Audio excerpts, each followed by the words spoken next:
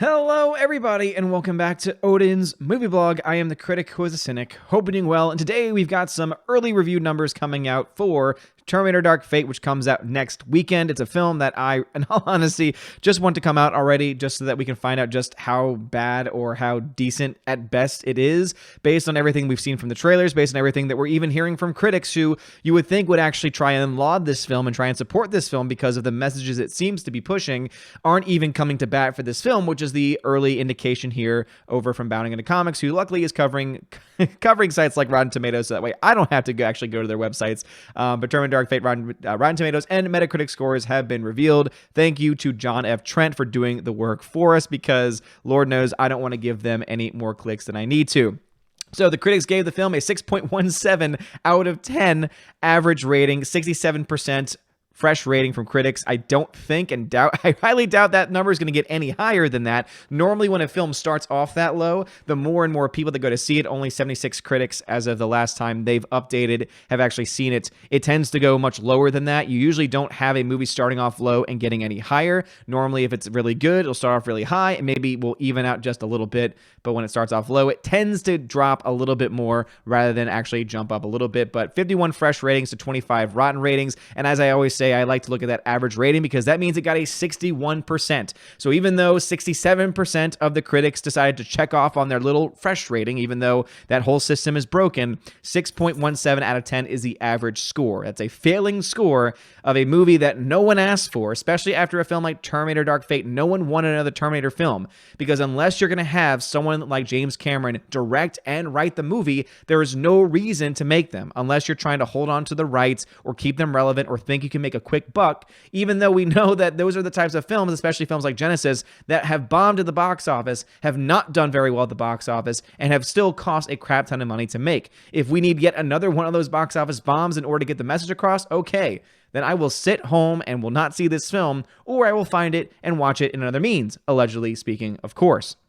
So when talking about the actual critics and what they are saying about it, let's go ahead and see. Dana Stevens from Slate gives it a rotten review and says, Terminator Dark Fate seems uninterested in questions of technology, dystopia, gender, race, or even the logic puzzles of time travel. It's all about the wham bam with barely a thank you to the three ma'ams at its center. Well, if that means that it's not woke, which is pretty much what you're saying, Dana Stevens, then that actually sounds to me like it might actually be a good time. So what you're saying is that they're trying to pretend through their marketing and through people like Tim Miller's comments that this is a woke film, when in reality it's not. So they're trying to get people excited to go see it because of wokeness, and then they're not actually delivering on that wokeness, or it's woke, but it's just not as woke as you want it to be. Either way, it sounds good or bad, and so I'll have to wait till I get an actual review saying that is not a review of the damn film. You are, again, this is the reason why I cannot stand modern critics, because modern critics are all about trying to put their own personal philosophy into their reviews rather than actually talking about the film itself. Notice how nothing that they mentioned had anything to do with the actual film and the quality of the film itself.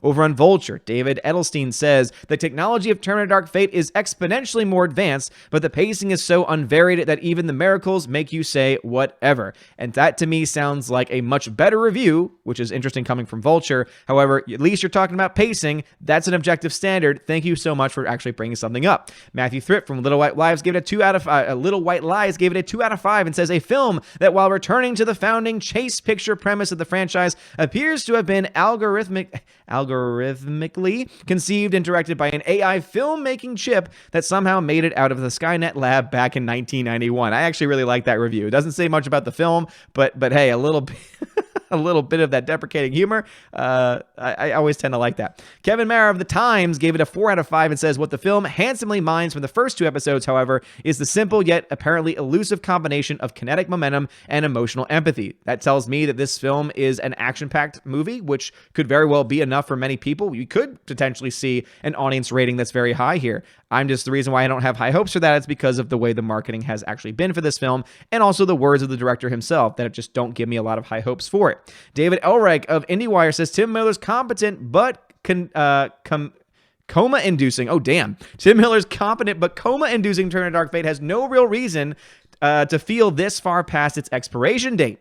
Saying that it's boring, apparently. Nicholas Barber at BBC gave it a 3 out of 5 and says, this franchise needs to be terminated. That might be my favorite review so far. This needs to be terminated.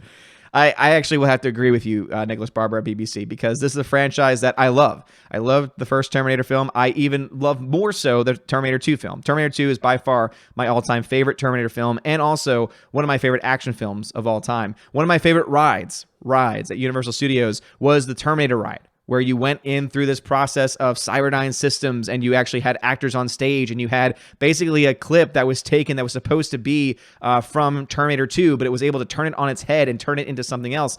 And it was wonderful. It was great. It was enthralling. It was exciting. And I remember even with all of the visual effects and all of the practical effects they added into it, it was just, it was something I always had to do.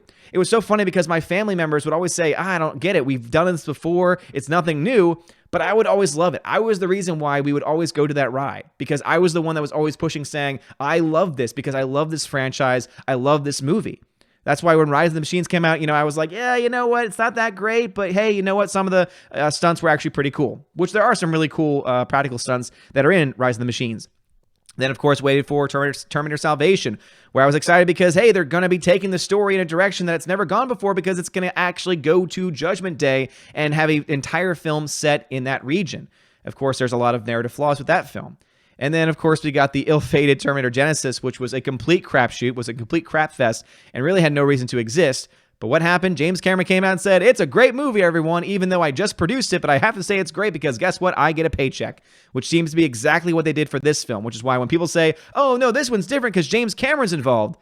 Well, reports are that he was never even on set for this film, probably because he's off in Avatar land, focusing on that. And in the meantime, also has been working on films like Alita Battle Angel, a film that you can definitely tell he's a lot more passionate about and actually really does love and enjoy.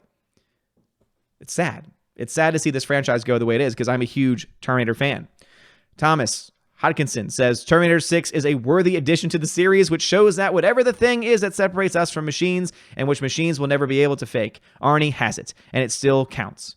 Glad to hear that Arnie's good in the film. But of course, we're getting a lot of back and forth here. Let's see. Demetrios Matho says, 3 out of 5 rating. The good news with Dark Fate is that Sarah Connor returns, now gray and growly, extremely bitter, but just as kick-ass fantastic. Again, that was like the only good news that I was excited for was Linda Hamilton coming back, but she didn't really look all that great in the movie. Again, I think that she might be a little bit too old to play the role that they're trying to have her play, but as I said, as long as they're able to convince me of it in the movie, I will be willing to change my mind. Andrew Salazar of Geeks of Color gave it a fresh score. Dark Fate is very worthy of a theater experience. Not perfect, but such a great step forward. The new generation of stars makes it clear that the future of the brand is not only female, but also diverse. That automatically, your review automatically makes your review completely invalid. How you can be counted as a positive score on a website that's supposed to be more of an objective, God, it's supposed to be more of an objective number. And yet the film isn't great, but hey, it's a step forward because of women and diversity. You're one of those persons, I imagine, that thinks that if a film is more diverse, that makes it a better film. That a film's quality, that an objective standard should be added to film criticism. That is, if it has good representation, then it should get a good score. If it has bad representation, it should get a bad score. That's ridiculous. Andrew J. Salazar, did you even study film? Did you even know, do you even know terms like mise en scène? Okay, that's the one I could think about from my college courses. But seriously, like that's what you're going to go with? Oh, no, it's not only female, it's diverse, and that makes it great. It's not a perfect film, but hey, I'll give it a fresh rating because it's diverse, and I like that. Good Lord, man. And Kat Hughes from THN gave it a 3 out of 5. It says, when viewed as a standard action film, removing all Terminator references, Terminator Dark Fate makes for an action-packed, crowd-pleasing, but disposable popcorn flick. As a direct sequel to Terminator and T2, it flounders. That, to me, sounds like the most accurate review yet. That I actually believe everything that Kat says there. That as a throwaway action film, it'll be okay. You'll probably be able to enjoy it, much like most of the popcorn flicks these days, where they're just no substance and just flash in the pan, nonsensical. Again, it's studios thinking that audiences are completely dumb, which, hey, to be honest, as long as these movies make money, it seems to indicate that general audiences aren't really that intelligent. But as far as it being a Terminator movie, it really doesn't do that well. Glad to hear it, Kat. Terminator Dark Fate also had a Metacritic score with a 54 over there. 7 positive, 15 mixed, and 1 negative. I wonder how many of those mixed scores were positive scores on Rotten Tomatoes, but also how many of those mixed scores are mixed because, hey, diversity's got to get some points. All that it comes down to is this. This is a case where a movie that had no reason to be brought into existence has come into existence and is at least getting the critics split. Could it be a great action film? Could the audiences end up saving this film? Could we see another situation where the critics are wrong and the audiences are right? Absolutely. But the difference with this film is the fact that the trailers have not been kind to it. The marketing has not been kind to it. Even the damn director has not been kind to it. Much different than other situations as of late, like Joker, that got lambasted by critics because of so-called violence and a so-called incel narrative, which is complete nonsense. While the audiences came out in droves and said, no, this movie is a kick-ass movie with awesome direction, awesome cinematography, and amazing direction. Notice the differences there. Objectively great film, supported by audience, questionable at best, is the only thing we can get from this so far. What are your thoughts about this? Are you excited for Terminator Dark Fate? This comes out next weekend on All Saints Day. Obviously, I believe it comes out. You'll probably get some previews for it on Halloween night. Wouldn't that be a great Halloween treat to go see this movie, especially since it'll be very cold in my region right now. It's raining like crazy, which is why I'm wearing a little sweatshirt, because it's nice and cold in the house, but it feels nice, get all warm and toasty, especially with everything going on with the Catholic Church right now, with Pope Francis basically confirming that idols are okay in lesser terms. That's, of course, a personal issue that I had to throw in there because I have ADD, and it's really bothering me. So, yeah.